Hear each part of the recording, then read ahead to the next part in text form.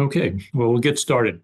Good afternoon, everyone. Welcome to the Brown University Masters in Science and Technology Leadership webinar. I'm the program director, Pete Chomowicz.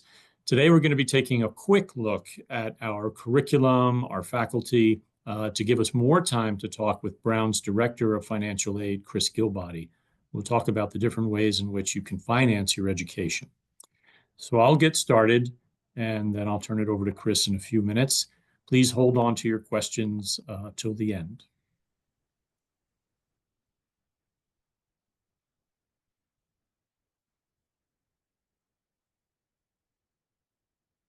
As I mentioned, we do welcome your questions, your comments. To do that, use the Q&A button.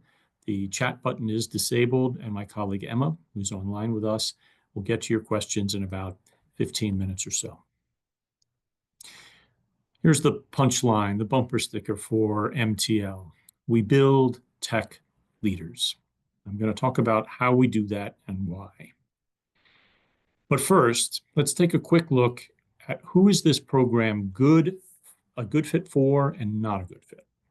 So it's not a great fit for professionals who want to stay in individual contributor roles. Remember, this is a program ultimately about leadership.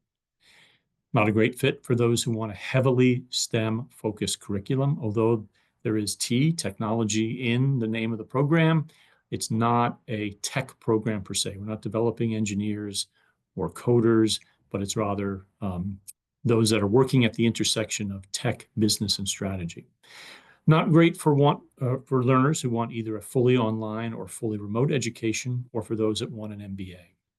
Many of our students already have MBAs. We've done webinar chats with them. Our academic director has an MBA, and we can share with you the ways in which an MBA is different than MTL, and in many instances very complementary if you already have a business degree. Okay, who is it a good fit for? It's a good fit for those who wish to understand the business implications of emerging technologies. Remember, we're not teaching you about the technology per se, although there is an opportunity to take classes in our engineering school to deepen your technical skills if you'd like to do that. It's a good fit for learners who value a fast, focused degree targeting their career aspirations, students who want a hybrid experience, the best of online and the best of in-person, of being here on the Brown campus, and professionals who are interested in building their network. I love this picture that I took last year. It's in front of the School of Engineering. MTL is a partnership with our engineering department. It's a sculpture, it's a Mobius strip, but it's also a sundial. It was designed and prototyped in that building behind it. I like it because it's deceptively complex. A Mobius strip, there's a whole mathematical background to it, an object with two sides, but yet one side is always turning itself inside out. And it reminds me of the complexity of the time that we live in, and that to address that complexity, to thrive in today's turbulent tech world, we need new skills. It's our observation that turbulence is brought about by technology, undergoing and creating rapid and disruptive change. And so we've created a program with courses in three broad areas: personal leadership development, analytical decision-making, and strategic thinking, with the concerns of you, the student, the skills, the experiences, the abilities that you need in the years to come to thrive in your careers. All of the experiences and the courses, the faculty exist against the backdrop of technology. So technology is woven throughout our curriculum. And it's from this experience that we are transforming those working in technology into strategic and innovative, impactful leaders prepared to meet the world's new and evolving demands. So where do these people come from? Well, who are these faculty that are going to help you, that are going to help us navigate this change? Well, they come from all across our campus, pictured here. They come from the School of Engineering, from Cognitive and Psychological Sciences, faculty in the Watson Institute for International and Public Affairs. They come from theater arts and performance studies. They come from the different research centers at Brown, like the Nelson Center for Entrepreneurship. They come from other schools, other universities, like the Rhode Island School of Design. And many of our faculty have years, decades of leadership and deep experience in finance, tech development, law, architecture, engineering, journalism, design, and defense, to name a few. So a quick look at our faculty. I'm not going to dwell on this too much in depth. We have other webinars that do. I do want to get to the conversation about finance. The faculty that lead courses in personal leadership development. The three here on the right, pictured in the gray box, are the reasons why you come to Brown. So you will come twice, once in September for 4 days, and then again in February, to work with Barbara Tannenbaum, one of our most renowned faculty, to develop your persuasive communication skills.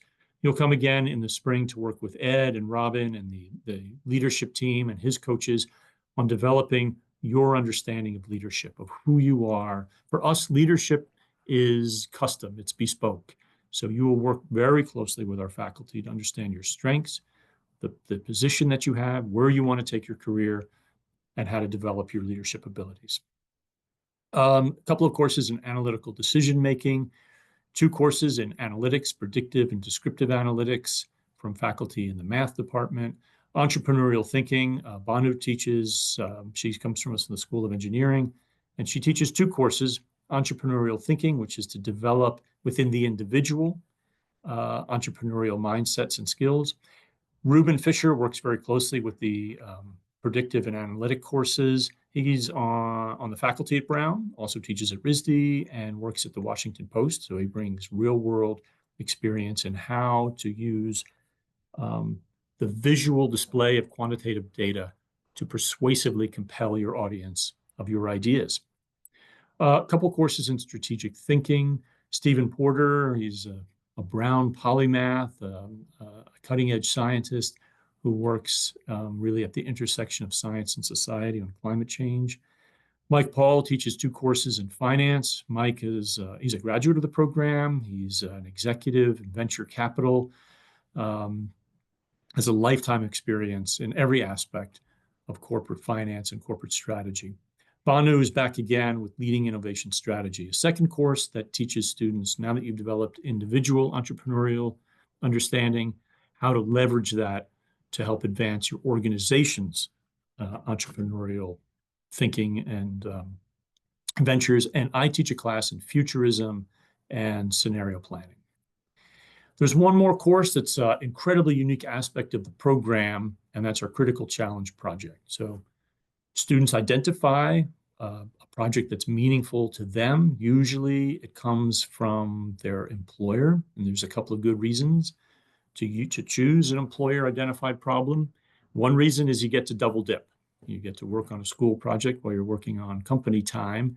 Another very good reason is it often helps students rise more quickly in their careers because it's putting a spotlight on you, the individual, and on an important company problem. So these are often high-risk, high-reward problems that companies think, well, we'd love to try to address that, but we either don't have the time or the resources. And being here at Brown gives students the opportunity to address that. So it gives them a lot more visibility. And then a third reason, a very practical one, is it very often helps our students leverage more tuition assistance from their employers because you're solving a real world company problem. We have a letter on our website describes the value of the Critical Challenge project to an employer, and you're all welcome to use that, download it, customize it, include it in your application. Just a quick list of a few of the projects. There are as diverse as our students are. They come from all different aspects of life, all different verticals and sectors. And you can see here just a few examples of what those projects look like. Again, we have a deeper dive in all of this information in other webinars that we're happy to send you those recordings. There's one more aspect of the program that is open to you. It's an additional certificate at Oxford University. You can choose from one of these 4 courses. Sustainable Financial Strategy, AI Ethics, one of the most popular certificates our students take, Cybersecurity, and FinTech. And these courses are about 6 weeks long. They're offered on your own time in the evening. They're completely asynchronous, and they're included with the tuition. So putting all of that education together, what is it that we're endeavoring to give you? What are the skills, the tools that we're hoping that you're going to walk away with in the program? How to deal with AI. So we have a new, he's called an AI czar here at Brown. Brown is quickly becoming a thought leader in both the technical aspects of AI development, the ethical aspects, and the business implications of AI. So AI is something that's fast becoming woven throughout our curriculum. Navigating change, resolving conflict, analyzing markets, making sound decisions, often when the landscape of that decision making is far from certain. Defining one's ethical compass, addressing sustainability in all of its forms and dimensions, managing crises, developing new products, expanding globally, building and managing teams. So you can see here from this list, it's both about the soft side of business, and it's also about having the skills, the technical skills in which to make sound decision making. Program overview. It is a Master's of Science degree. It's not an executive degree. It's not considered part-time. It's considered a full-time degree, and it's a partnership with our School of Engineering. It's 12 months, 3 consecutive semesters. You can start in the spring or in the fall semester. Blended low residency, so you come to Brown twice, as I mentioned, in September and again in February for 4 days each, and then the courses are done online, both synchronously and asynchronously. So there are evening Zoom lectures, 7 p.m. on Tuesdays and Thursdays, Eastern time. If you can't make it, you're in a different time zone, life intervenes, they're recorded. But we're trying to give our students that sweet spot of the best of Brown without having to quit your job and move to Providence, and give you as much exposure to your faculty and to your fellow peers to really build that network and to build your network here in the university by giving you real-time interaction, both in person and online. Our students have about 10 years of work experience, and the tuition here, $75,500. Quick snapshot of how the courses roll out. You can see that they vary by semester. Fall semester, above the blue line, the reason you come here, the 2 unique courses that we feel you just cannot do online, that you need to be here in person, working with your faculty, your coaches, your mentors, and your fellow students. That critical challenge project, and how do you appear, how do you present yourself in public to your peers, that persuasive communication. The other 3 courses happen online. In the spring, similar format, you come here to really understand deeply leadership. And then you'll do 3 courses. There's a break for 7 weeks. You do 3 courses for half the semester, spring break, and then you do the other 3. So you're not doing all 6 at the same time, you're doing 3. Summer is the lightest semester. There's no residential week, and you're working on these 3 courses. Just a quick look at where our students come from. You know, these are name brands, household brands, Fortune 100 companies, familiar to all of you, I'm sure. They come from big tech, from Meta, Google, Amazon. They come from defense, Raytheon, General Dynamics, BAE. They come from energy, oil and gas. They come from renewables. Many come from finance. They come from sales and marketing. Many already have graduate degrees, practicing lawyers. All of our students find themselves at this intersection of strategy, tech, and business. They all feel, or they've been asked to take on a bigger role within their organization, and they feel that they need those additional leadership skills. Return on investment, about 84% promoted within a year of graduation, nearly half promoted while still in the program, and nearly a quarter promoted to vice president or C-suite. Our students come to Brown for a variety of reasons. Some feel that they've hit a ceiling, that for whatever reason their career has kind of gotten to a point and they need that degree, they need the credential, yeah, from Brown, but they also need those skills in which to manage larger teams and to take on a bigger role within their organization. Some want to redirect their careers. They want to change companies or change industries. Some want to start their own business. Some want to start a business within their current employer. But all of them are coming here, I think, because the landscape has changed around them. It's changed incredibly fast. There are new jobs today that are passing them by that didn't exist 3-5 years ago. And so they need to stay current. And so they're coming here to think about deeply the trajectory they want to take their career in. Almost done. So the application, it's very straightforward. There's no GMAT or GRE required.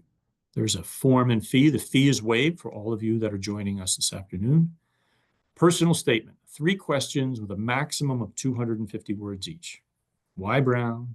What do you hope to learn? And because this is a cohort model, you're going to work closely with your peers. How will you enrich others? There's a few short essay questions. If there's something else you would like us to know that's not in any of the materials, feel free to tell us anything at all. It's an intensive program. It is a Master's of Science in 12 months. So you can figure 20 to 25 hours per week on average. How will you accomplish that? Do you have support from your superiors at work, from your organization? Have you organized your schedule to make room for that? So tell us about that. For some students, their undergraduate experience may have been a difficult one for lots of reasons, and the GPA is not what you would have hoped or liked. What have you learned from that experience? There's an opportunity for you to tell us about that. There are 2 ways to conduct an interview. You can schedule one, 15-minute interview with myself, my colleague Larissa, who is our academic director, or you can record your response to a couple of video prompts. There's not one right way to do it. It's whatever you're comfortable with. 3 letters of recommendation. Now, my strong advice, I cannot emphasize this more strongly enough. A compelling application is a specific one. A specific one. The more specific you can be about why MTL is a good fit for you, your career goals, your aspirations, the stronger your application. That's especially true for your letters of recommendation. So letters from superiors, people that have evaluated you in a professional setting, those are strong letters. Letters from peers or friends or colleagues, not so strong. So we're not trying to trip anybody up. You can see that MTL is fast, it's focused. We want to get right to the heart of the matter of how to help you. But to do that, our admissions committee has to have a very good sense about where you're headed in your career and how this program will help you. Be specific. We understand students often will apply to other programs. Ours is unique. It's different. So the more specific you can be in your application letters and in your essays, the much more strong your application will be. Okay.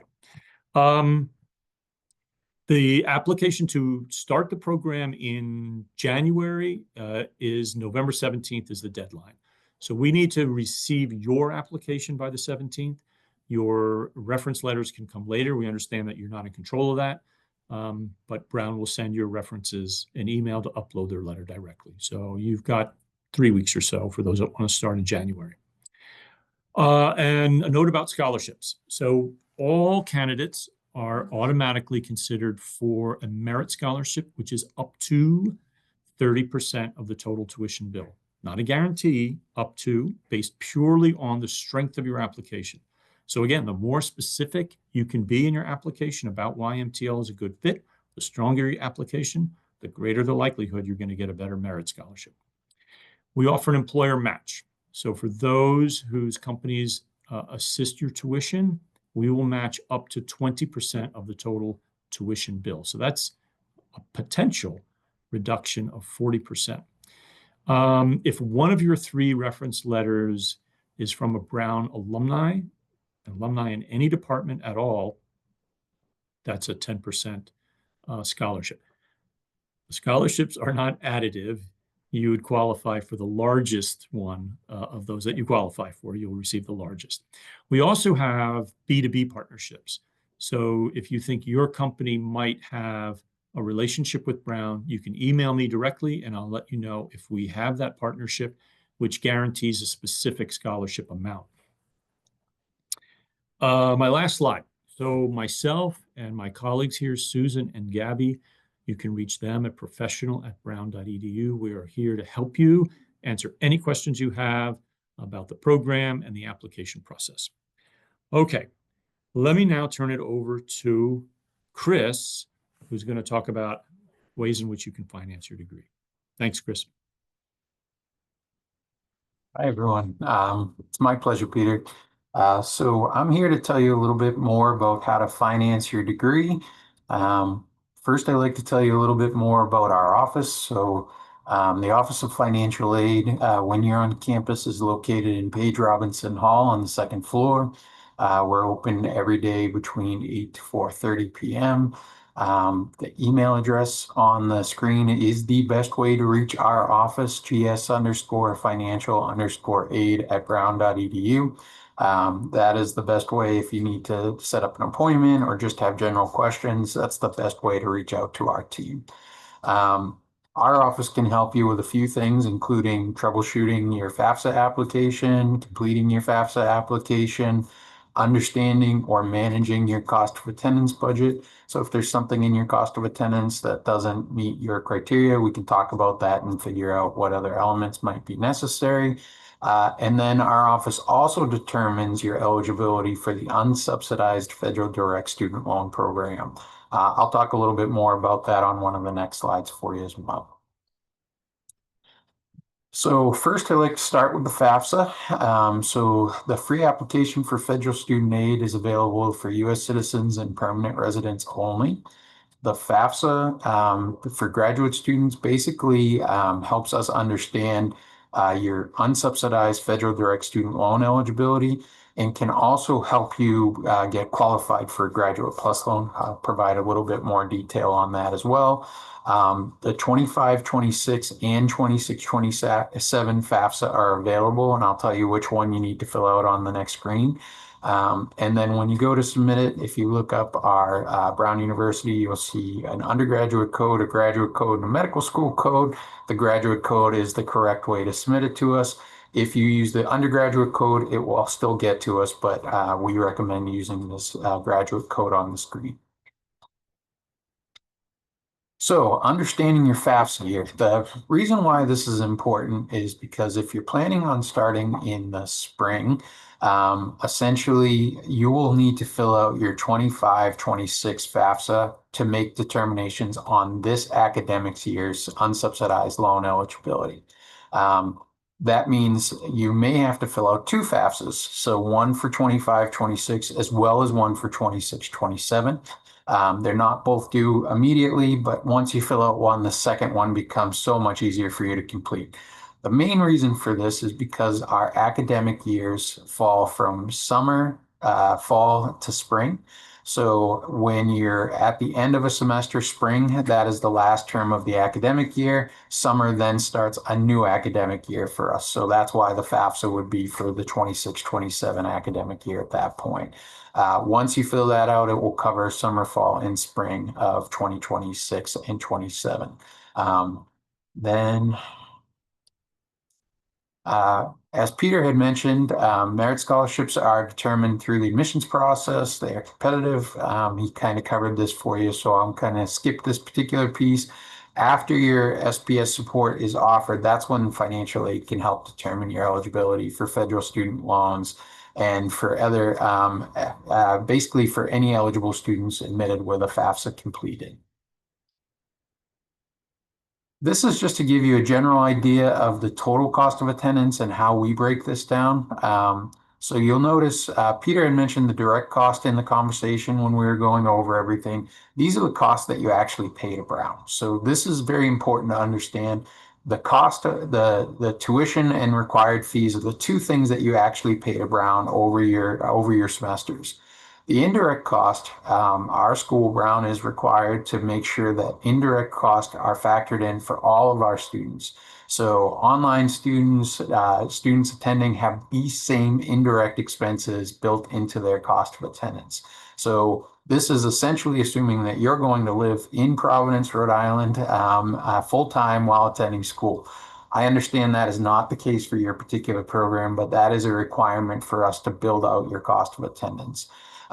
So these are more just to help you understand that if you need to borrow for things like housing and food or personal expenses, those types of things, that there is room in your cost of attendance to do so. We don't encourage you to borrow more than what you need to or anything along those lines. Truly, the direct costs are what you want to plan for. And if you have other expenses that you may need to cover some of, you would have room in your cost of attendance to do so as well. The primary option available to students who complete their FAFSA is the unsubsidized federal direct student loan. The interest rate for this current year, 25-26, which would last for the spring semester, is 7.94%. The origination fee is 1.057%. The reason why I put the origination fee on here is because this is kind of a hidden cost at many schools. We want to make sure that you understand exactly what you're expected to pay. An origination fee is something that comes from the Department of Education as part of this particular loan that you borrow. So as an example, if you borrowed $10,000, you'd have a fee of $106, and the net disbursement to us would be $9,894. So I always like to be abundantly clear about that. This fee is not something Brown is imposing. This is something that is just part of these federal student loan options. In terms of interest rates for 26-27, we don't find those interest rates out until closer to June of 2026. That's when we'll have a better idea of what next year's rates will look like, and we'll make sure that's all updated on our website, and they are widely available on the studentloans.gov website as well. So you'll be able to find that information when it becomes available, usually late May, early June of next year. The loan limits, I like to make sure people understand exactly what we're providing.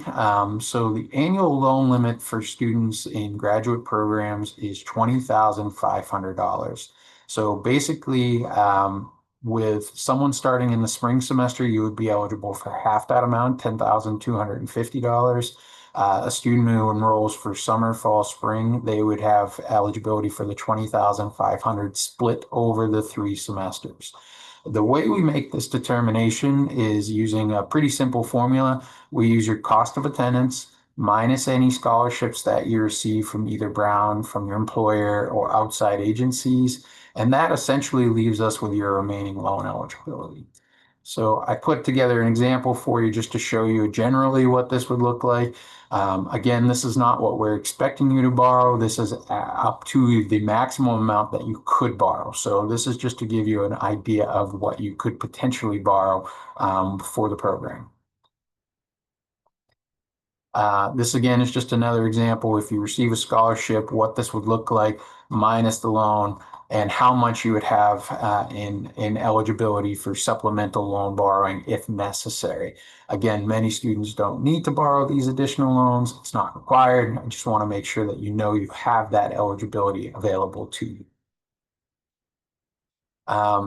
We work very closely with Student Financial Services, who is the office that handles loan processing as well as billing, payment plans, all of those things.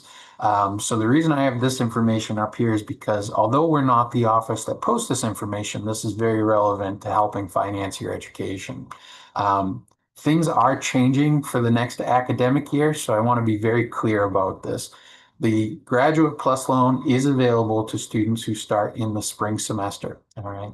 So if you start in the spring semester, you will be eligible for the Graduate Plus loan, which will help you cover up to the cost of attendance minus other aid received.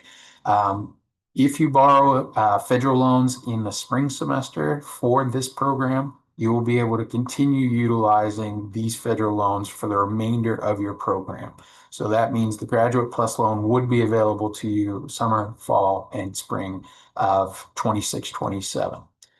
If you begin in the summer or fall for any reason, that would mean that the Graduate Plus loan is no longer available to you. This option is sunsetting. This was part of the OB3, the Big Beautiful Bill that was just recently passed. So this particular option will not be available. So that leads me to private education loans. So a student who borrows starting in after spring very well may want to consider private education loans. Some students enrolling in the spring may also want to consider these because private education loans often have better interest rates, no origination fees, and can be very useful for students who have excellent credit. So if you have a 750 or above credit score and established credit history, a private student loan actually may be beneficial for you to look into. These are all those companies that you've heard of before, the Sallie Mae's, Wells Fargo's, Discover, Citizens, even our local organization, RISLA. They have a variety of options. This tool, which can be found on the Brown SFS website, allows you to do a comparison side by side of multiple options. There's a filter for graduate students, so you can actually filter out which loans are available specifically for grad students. And because grad students typically have better success rates, that means interest rates tend to be a little bit more competitive for graduate students than you might have found for undergraduate work in the past. These are continuing to evolve, especially with the changes from the Big Beautiful Act. And so you're going to see very competitive options out there moving forward because banks are getting back into lending. And that means you should basically be able to see lower interest rates, fixed interest rates, and a variety of options that will be useful for you to utilize. If you are able to use the Grad Plus loan, also a very, very good option. So the students who start in the spring, the reason why so many students choose this Grad Plus loan is because it doesn't look at your credit score. This is a loan that looks at your credit history. So as long as you don't have a bankruptcy, a foreclosure, student loan default, several month old unpaid medical bills, things along those lines, your odds of getting approved for the Graduate Plus loan are significant. The interest rate on that is 8.98% for this remaining year. The origination fee is 4.228%. So very similar to what I mentioned with the unsubsidized loan, that 4.228% gets removed from the amount borrowed, and Brown receives the difference between what you've borrowed and the origination fee removed. So new interest rates will be released for this loan if you're grandfathered into being able to utilize this option. So you may have a different interest rate for the next loan option that you borrow for the next academic year. But again, for many students, that loan will not be available moving forward. So private education loans are definitely worth looking into. And you will see a variety of new options becoming available with competitive interest rates as well. So something to keep in mind. This is also really important. So we talk about loan eligibility as a soft number. So what that means is if you have a change in enrollment, if you receive additional scholarships, if your tuition changes for any reason because you enrolled in a different course number than you were expecting, anything like that could have an impact on your loan eligibility. So we always say if you're unsure if it's impacting your loan eligibility, reach out to us, email our office. That way we can ensure that you're getting the appropriate loan amount, that you're not being over awarded by any means or under awarded by any means, and that you're getting exactly what you need for your program. Good rule of thumb is if you do have a change in enrollment, reach out to our office so we can confirm everything for you. In terms of loan disbursement, so a lot of questions ask about, a lot of students ask about this because when you're enrolled, if you borrow extra to help cover any of your living expenses or other expenses that you may be incurring, the idea of when you may receive a refund for those excess funds gets brought up quite a bit. So we like to make sure that you understand that loan funds disperse just a few days before the semester begins. So you would not have these funds necessarily available to you by the day classes begin, but you should have them available to you shortly thereafter if everything has been completed on time. If you enroll for summer term, that means your loans, even though your summer term may start a little bit earlier, your loans cannot disperse until July 1st, which is the new fiscal year. So it means you do have to plan for summer enrollment a little differently. That doesn't impact your bill for Brown, that everything gets memoed to your account, but it's just good to know that your loans, if you're expecting any sort of refund, will not be available until on or after July 1st. Any of those refunds, like I said, begin processing after the first day of classes. So you want to plan very carefully for especially things like your first month's living expenses. As I mentioned before, the Office of Financial Aid and Student Financial Services are partner offices. So the OFA calculates and offers your loan, where SBS processes your loan and manages billing. If you're unsure who to reach out to, you can include both of us on your email. So gs_financial_aid and Student Financial Services at Brown. And that way you can ensure that your questions about billing, loans, etc., get answered correctly and efficiently for you. If you're unsure and reach out to us, we'll make sure to share your information with SFS if that's where it needs to go. And they usually do the same for us as well. They also have some really good tools on their website. So this is where that Fast Choice, the private loan comparison tool lives. This is where the application for the Grad Plus loan is available. This will just tell you a lot about the different options that are available to you. There's also a loan repayment estimator that links you out to the studentloans.gov payment repayment calculator. This is just a good way to understand, if you're borrowing federal student loans, what that repayment is going to look like for you over the next several years as well. So really good tool, highly recommend it to anybody considering utilizing federal student loans along the way as well. Brown also offers an installment payment plan. So again, this runs through Student Financial Services. What this allows you to do is break your payments into either, for the summer, it's either 3 payments or 2 payments, depending on when you enroll. For the fall and spring, it's either 4 payments or 3 payments, depending on when you enroll. This is what it looks like for this current year. The dates are usually very similar for next year as well. But this is just to give you an idea. If you are able to pay for some of your enrollment out of pocket, there's a $75 non-refundable enrollment fee per semester, but it allows you to spread that out over, like I said, 3 to 4 payments over most of the semesters to help cover those expenses over the length of the semester. And my final slide. So veterans benefits. If you are a veteran or a dependent of a veteran that has post 9/11 GI Bill and yellow ribbon eligibility, the VA provides support of tuition for this year up to $28,937.09. That number typically increases year to year. So for 26-27, that might be even higher. Brown also has unlimited spots for yellow ribbon recipients. So that means if you are yellow ribbon eligible and submit your certificate of eligibility, that you would be eligible to receive yellow ribbon benefits and a matching benefit from the university, which can help cover a significant portion of your education. So highly recommend if you're contemplating using those benefits that you reach out to us, either the GS box that I've mentioned a few times or to the professional@brown.edu email address, and we'll make sure that you have all the information that you need about those benefits and what's covered. Very, very good process here at Brown to help make sure that veterans are being taken care of with these benefits. And then again, just like I said, final thing is if you have any questions, reach out to us. This email address is definitely the best way to get in touch with us. And we're happy to meet with you, talk over these options and go over these things in detail with you on a one-on-one basis if you have any further questions as well. And with that, I guess I'll turn it back over to Peter. Thanks, Chris. Fantastic presentation as always. Emma, do we have any questions from our audience?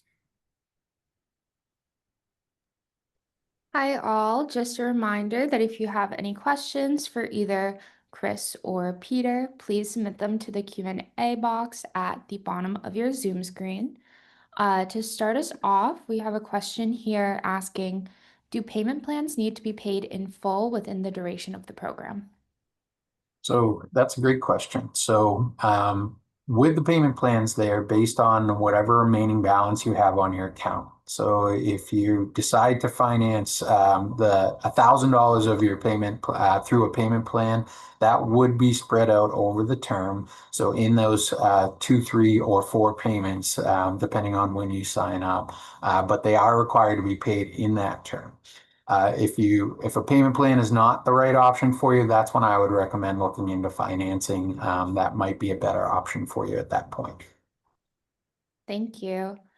Another question that we've received, is there a cost to defer enrollment? Yes and no. So you need to make a $1,500 deposit to defer, and that deposit comes out of your tuition. So you're never paying more money to defer, but you need to make the deposit. Thank you. Another question that we just got in, does Brown accept outside scholarships for the professional masters? Yes, absolutely. So any scholarships received will be applied towards your tuition or any billable charges on your account first. Thank you. And I'm going to put out a last call for any questions. So we just got one in. Can you combine financing with a payment plan? Yes, so whatever remaining balance is on your account can then be set up for a payment plan. So if you use the loan for a portion of your balance, whatever's left over on your account can be split over the payment plan. If you're looking for any sort of refund for living expenses, that doesn't work because it's only with a remaining balance. But if you're just looking to cover the cost of tuition and fees, then yes, absolutely, you can do that. Thank you. And I see somebody just raised their hand. Just a reminder to submit any questions that you may have to the Q&A box at the bottom of your Zoom screen. I'm going to wait another minute or so to see if a question from them comes in, but we do have one last one here before that. Do you recommend that all professional master's students apply for FAFSA, and are they eligible to apply? So yes, all U.S. citizens and permanent residents, I recommend applying for your FAFSA. Basically, what it does is it allows us to offer that unsubsidized loan to you. If you choose not to utilize it, that's okay as well. That goes into an offered status, but it would be there for you as an option throughout the term. So I definitely recommend it. It just helps speed up the process along the way if you do end up needing those funds for any reason. Thank you. And just a final last call. We have two more questions that just came in. Just to confirm, the indirect costs do not apply for everyone. That's correct. Yep, that's really, really important. So those indirect expenses are the same for a student that's here on campus as they are for these online programs. So these are just our estimates for what cost of living looks like here at Brown. So it is not a requirement that you cover those expenses. They are very much just up to you. If you need to borrow for those, you can, but you are not required to by any means. So those are very, very dependent on your own specific situation. Thank I you. just want to add that the residential sessions are largely responsible. The student is responsible. So your hotel, airfare, however you get to campus, most meals are covered while you're here. Um, there are a couple of dinners, so few of the dinners will be on your own. But breakfast and lunch, that's all covered. But the actual accommodation and transportation, that's on the student. Thank you. Another question for Chris. Do they do a hard pull of credit when applying for a student loan? So that's a great question. Depending on the option that you choose, the answer is usually yes. So if you're applying for private loans, they will do a soft credit check to see if you're eligible in most instances. But when you actually choose to utilize the loan, your full credit is pulled. So there is a credit check. You do have a 30-day shopping period. So if you apply to one lender, you can apply to another lender to see if there's a better interest rate. As long as you don't sign the promissory note saying that you want that loan, you can shop for 30 full days without an additional credit pull. If you choose to use the federal plus loan, the grad plus loan, there is also a credit check. It is, again, looking at your credit history, not your credit score, but it does count as a credit check on your account as well. Thank you. And our last question, I believe this is aimed for Peter. How lengthy do the 3 letters of recommendation have to be? And also, do students have the same access to on-campus Brown facilities? Yes, as an MTL student, you are a Brown student. So we don't put students in different categories. So if you happen to live local, as many of our students do, the libraries, all the resources are open to you. I think for students that are here in the residential programs, part of their tuition covers something like the gymnasium. So I'm not sure that that's open to you. I think that's a separate fee, but academically, all the other resources are open to you. Our Nelson Center of Entrepreneurship and all our other research centers and faculty. Letters of recommendation, I've seen everything under the sun. They can be one paragraph, they can be 2 pages. As long as the letter can speak knowledgeably and candidly about you and your ability to conduct independent and rigorous work. So that's really what we're looking for, is that, you know, how have you performed in a professional setting? They could be academic letters too from former faculty. That's absolutely fine. So any length is fine as long as they can comment on your on what they perceive to be your strengths and your ability to fulfill the curriculum. Thank you. And the last question that we have, if I don't choose to do the loan option, is the only other option to pay in full? And what would be the deadline for the full payment? So that's a great question. So if you choose not to do the loan option, you'd have the payment plan option available to you as well. But otherwise, yes, the tuition would be broken down per semester, but that would be split out over the multiple semesters for you. But payment in full for that semester would be due very close to the start of classes. It's usually about January 1st is around the time frame that it would be due for this year. Thank you. And that seems to be everything. Fantastic. Thank you, Emma. Thank you, Chris, once again for a great presentation, joining us. Thank you online, everyone, for your incredibly thoughtful questions and for joining us. As I said, you can reach me directly. You can reach my colleagues at professional@brown.edu, and we look forward to hearing from you. Take care. Be well, everyone. Take care.